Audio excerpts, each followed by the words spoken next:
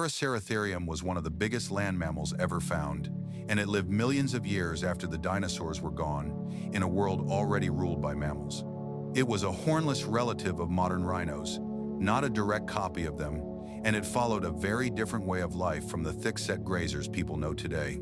This giant lived during the Oligocene, around 34 to 23 million years ago, across parts of what are now Pakistan, India, Mongolia, and China, in landscapes that range from broad plains to patchy woodland. Estimates vary, but a large adult may have stood about 5 meters at the shoulder, reached far higher with the neck raised, and weighed well over 10 tons.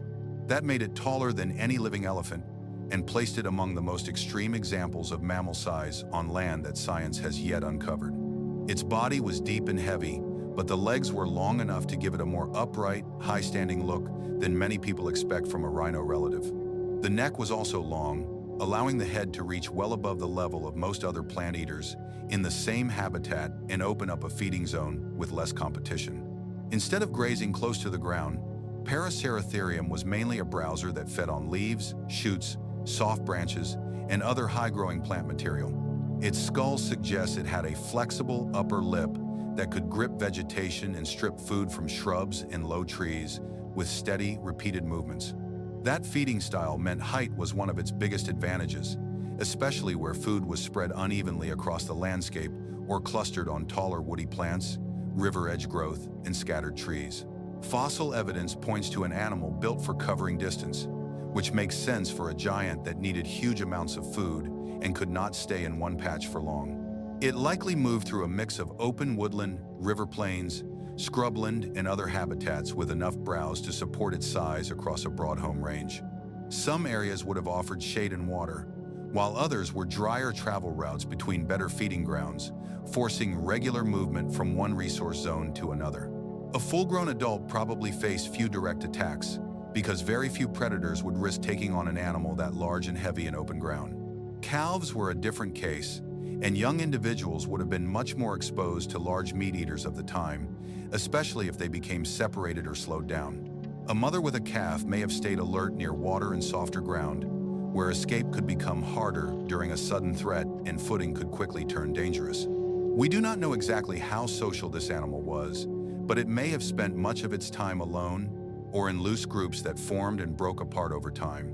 Those groups were probably not tight herds like some modern grazers, but temporary gatherings around food, water, breeding opportunities, or well-used travel paths.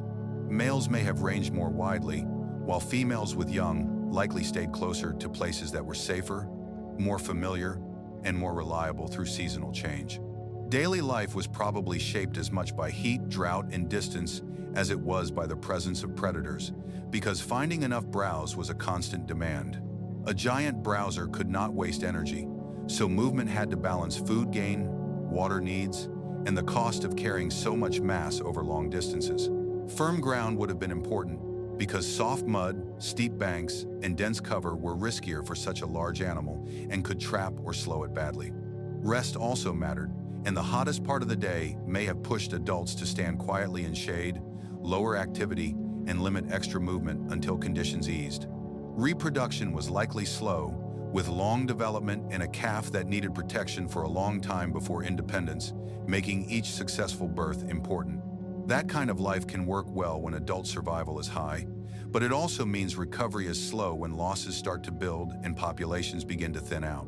Over long periods, climate change altered Asian environments and may have reduced the rich browsing habitats this species depended on for such a large body. More open and seasonal conditions could have changed plant communities and made it harder for giant browsers to find enough food across the year, especially during dry stretches and lean seasons. Competition with other large plant eaters may also have added pressure, though the exact causes of extinction are still debated and were probably not simple. In the end, Paraceratherium disappeared, but its fossils still show how far evolution could push size in a land mammal when the environment allowed it on a scale unmatched by living land herbivores today. Rather than a fantasy beast, it was a real specialized browser, built by natural selection for a world that no longer exists and for a niche almost impossible to imagine today.